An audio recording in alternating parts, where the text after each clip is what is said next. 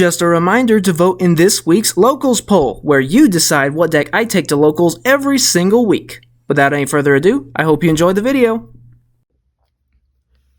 What's up, YouTube? Welcome back to the channel, and for today we have the deck profile for the deck we brought to Locals this past week, being Blind's second Dinomist. We did okay, I guess. Didn't do quite as good as I had hoped, but, you know, in the end, we still had fun, had some really nice action. So, yeah, here's a look to what it looks like on paper, then we'll get to the card by card.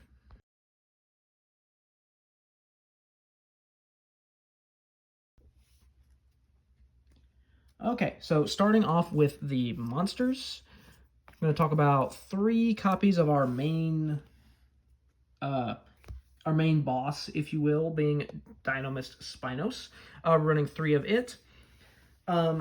I'm just going to cover the pendulum effect of each scale once, because all the scale 3 Dinomists have the same effect, and then all of the scale 6 Dinomists have the same effect as each other. So all of the scale 3s allow you to destroy this card in the pendulum scale to protect another one of your Dinomist card or cards from being destroyed by battle or card effect. So for the monster effect, basically you can tribute another Dinomist monster to either attack your opponent directly or give this card a second attack, and you can actually do it twice. So you can tribute a Dinomist for the second attack, and then you can activate it again, tribute a Dinomist to attack directly. So this is not a once per turn. As long as you have the Dinomist to tribute for it, you can do it. Next is 2 copies of Dinomist Rex. So this one is a scale 6, and like I mentioned earlier, all the scale 6s have the same effect, where while it's in your pendulum zone, you can negate the effect of an activated card that targets a Dinomist you control and then destroy it. So basically, like, let's just say mind control. This is in your scale. Your opponent attempts to mind control your monster. You can negate the mind control, then destroy this card.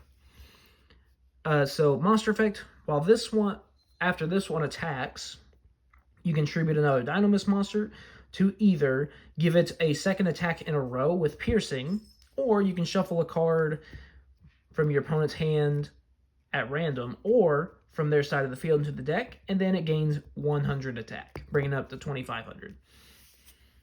So those are kind of our 2 main, those are our big boys that try to do damage. Mainly Spinos, but Rex can be nice, can be nice too. Next, 3 copies of Dinomist Ceratops. If all monsters we control are Dinomist monsters, and none of them are named Dinomist Ceratops, we can special summon this guy from our hand for free. Dinomist Brachion.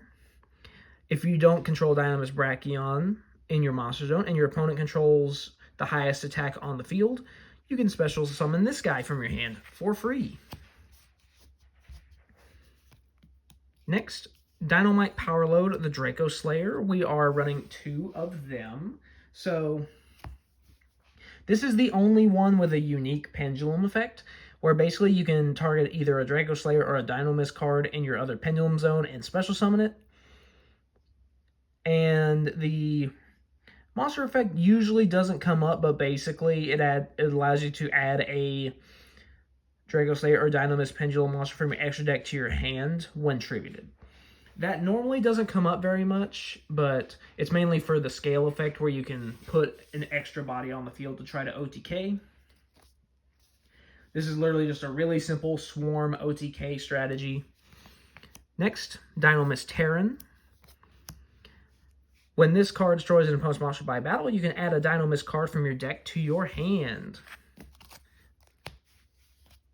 Very good in combination with Dinomist Plesiosaurus, which is, it has a continuous effect where all monsters your opponent controls lose 100 attack and defense for every Dinomist card you control. So if you have a bunch of Dinomist cards on your field, you can debuff your opponent's monsters by a significant amount and just run over them. Next, I actually bumped this up from the last time. Now we're running 3 Stegosaur, mainly just to have more monsters available to put in our scales. Its monster effect is actually quite useful, though. If another pendulum monster you control battles an opponent's monster after damage calculation, you can actually destroy both. So if there's something that you're having a really hard time destroying by battle, you can just have this on the field, one of your other monsters battles it, and you can just blow it up. Next, Dinomist Ankylos, or Ankylos, however you want to say it. This one has a continuous effect that banishes any monster destroyed by battle with a Dinomist monster. So, basically, don't play this one against Malice. But yeah, that's actually going to be it for the monsters. So next we're going to go to the spells. So first, starting with the spells, we have 3 copies of Dinomist Charge. So when this one is activated, you get to add a Dinomist monster from your deck to your hand.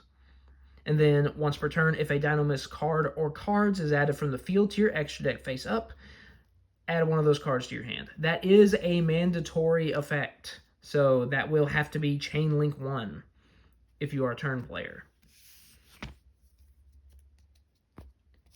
Next, 3 copies of the field spell, Dynamic Power Load. So this one, it gives all Dinomists an extra 300 attack boost, and then when they attack, or rather, when they battle, your opponent cannot activate cards or effects until the end of the damage step. And then, of course, we have the 1 terraforming to search it out.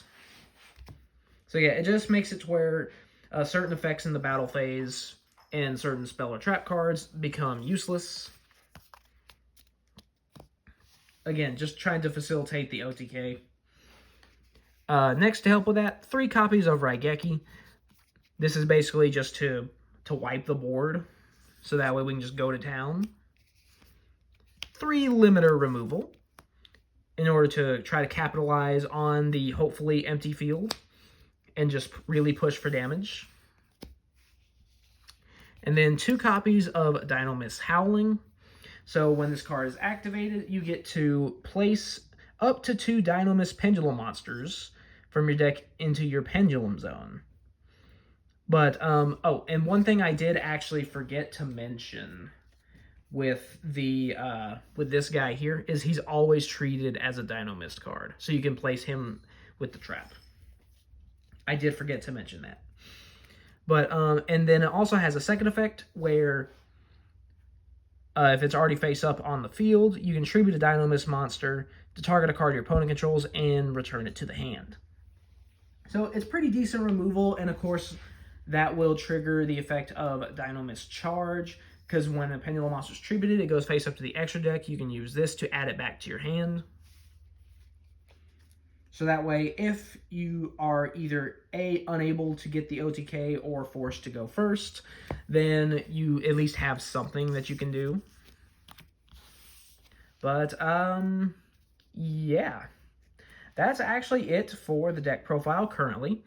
I'm not running an extra deck with it because some of the cards require only Dinomist monsters to be on the field, so I'm not running anything else because that would kind of clash with them.